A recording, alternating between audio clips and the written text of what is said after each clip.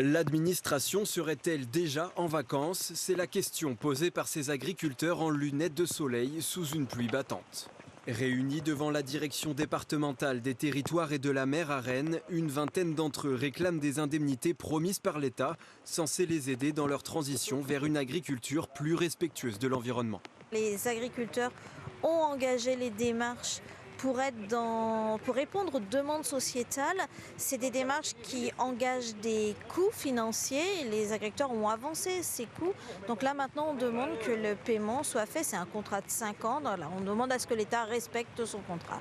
En jeu, entre 50 et 900 euros par hectare pour les exploitants bretons engagés dans le bio ou le respect des mesures agro-environnementales et climatiques. Une récompense qui aurait déjà dû être versée il y a 3 mois. Reçus par la direction de l'ADDTM, les agriculteurs ont obtenu une promesse de paiement dans les prochaines semaines.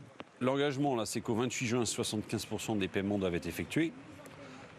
La suite, les derniers 25% seraient faits courant juillet-août. Nous, on leur a mis un ultimatum, là, une récolte de fourrage qui vont intervenir après le 15 septembre. On leur a dit qu'au 15 septembre, on souhaitait que la totalité soit réglée. Mobilisés depuis la mi-janvier, les agriculteurs souhaitent maintenir la pression sur le gouvernement. Dans l'incertitude politique actuelle, en cas de changement de majorité à l'Assemblée, ils ne veulent surtout pas être laissés pour compte.